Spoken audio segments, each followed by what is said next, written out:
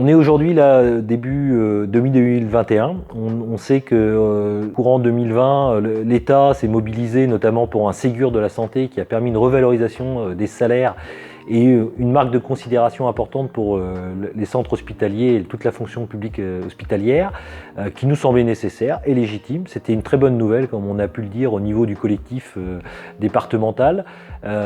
Aujourd'hui, on trouve que cette même disposition devrait avoir lieu et devrait aller très très vite au niveau de tout le reste de l'économie sociale et solidaire à but non lucratif.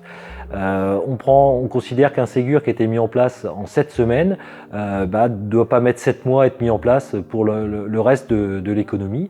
Ce sont des fonctions similaires, qu'elles soient publiques ou qu'elles soient privées à but non lucratif, c'est les mêmes métiers, c'est les mêmes fonctions, mais aujourd'hui on creuse des écarts de rémunération et donc de considération de manière indirecte qui pour nous n'est plus acceptable.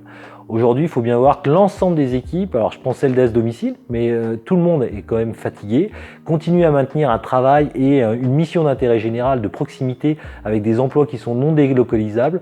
Donc nous, quelle que soit en tout cas la position de l'État, on considère que dans le plan de relance, notre économie sociale et solidaire doit faire l'objet d'une revalorisation dès 2021 et qu'on n'attende pas et qu'on ne reporte pas à nouveau cette loi autonomie grand âge, des dispositions, des rapports. On a bien vu que l'État, quand il voulait faire, il pouvait faire. On attend du mouvement tout de suite, au niveau des directions, du personnel d'encadrement et du personnel d'intervention.